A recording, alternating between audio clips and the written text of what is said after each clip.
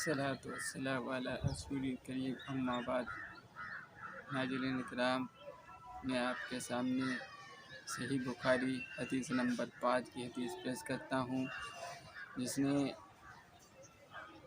ابن عباس رضی اللہ تعالیٰ عنہ حدیث کے راوی ہیں۔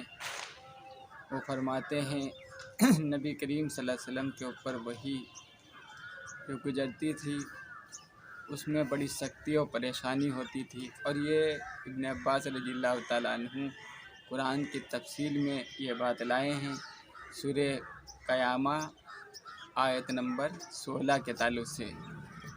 اللہ تبارک تعالیٰ ارشاد فرماتا ہے لا تحرک بہ لسانک لتعجل بہ ان علینا جمعہ و قرآن۔ آپ صلی اللہ علیہ وسلم کی یہ عادت ہوتی کہ جبریل علیہ السلام جب آتے تو آپ صلی اللہ علیہ وسلم اس کو یاد کرنے کے چکر میں ہونٹ کو ہلانے لگتے تھے، یعنی زبان کی حرکت دینے لگتے تھے۔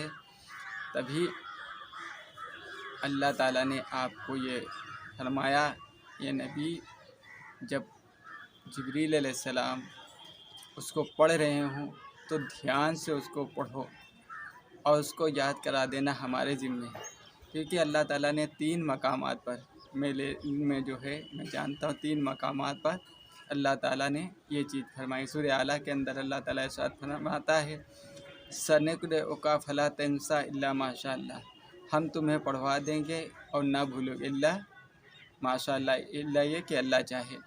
تو اس طریقے سے اور اسی طریقے سے سورہ طٰہٰ کے اندر آیت نمبر 114 میں بھی اللہ تعالیٰ نے اس تعلق سے بات بیان کی۔ پھر نبی کریم صلی اللہ علیہ وسلم کے اوپر مسلسل وحی نازل ہوتی رہی، اور اللہ تعالیٰ نے یہ بات نہیں کہی کہ نبی کو پڑھوا دینا یا اس کے ہمارے ذمے ہے۔ آپ صلی اللہ علیہ وسلم کا یہ معمول تھا، جب جبریل علیہ السلام آتے تو آپ جلدی جلدی زبان کو ہلانے لگتے تھے۔ تبھی اللہ تعالیٰ نے ارشاد فرمایا اس کو پڑھوا دینا اور یاد کرا دینا ہمارے ذمے ہے۔ جب لہٰذا جبریل علیہ السلام اس کی قرأت کر رہے ہوں تو اس کو دھیان سے سنو، اور نبی کریم صلی اللہ علیہ وسلم سے یہی سوچتے تھے ایسا نہ ہو کہ ہم کوئی آیت بھول جائیں اور اس کو یاد نہ کر سکے۔ اس وجہ نبی کریم صلی اللہ علیہ وسلم کو یہ تنبیہ کی گئی اللہ کی طرف سے، آپ ہمارے ذمے ہیں۔ تو اس کی تفسیر میں ابن عباس رضی اللہ تعالیٰ عنہ جو لکھتے ہیں تو وہ بھی یہ بھی لکھتے ہیں کہ انہوں نے سعید بن جبیر رضی اللہ تعالیٰ عنہ جب حدیث فرما رہے تھے تو سعید بن جبیر رضی اللہ تعالیٰ عنہ بھی ہونٹوں کو اسی طرح ہلا رہے تھے جس طرح ابن عباس رضی اللہ تعالیٰ عنہ ہونٹوں کو ہلا رہے تھے۔ اسی طریقے سے کہتے ہیں ابن عباس رضی اللہ تعالیٰ عنہ نبی کریم صلی اللہ علیہ وسلم اسی طرح ہونٹوں کو ہلاتے تھے جس طریقے سے ابن عباس رضی اللہ تعالیٰ عنہ ہلا رہے تھے۔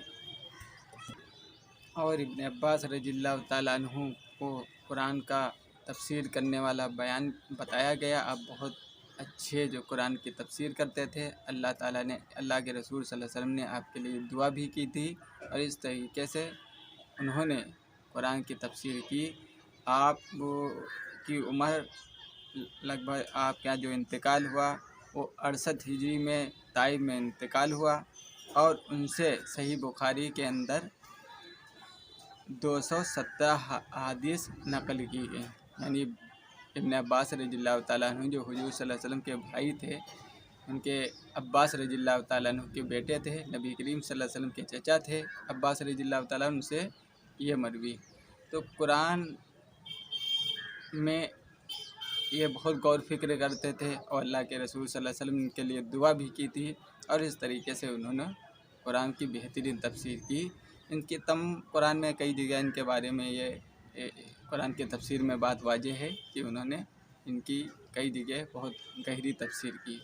تو یہ بخاری شریف کی حدیث نمبر 5 تھی جو ہم نے آپ سے بیان کی۔ اللہ تعالیٰ سے دعا اللہ تعالیٰ ہم سبھی کو حدیثوں پر چلنے کی توفیق عطا فرما، قرآن پر چلنے کی توفیق عطا فرما۔ وآخر دعوانا ان الحمد للہ رب العالمین۔ السلام علیکم ورحمۃ اللہ وبرکاتہ۔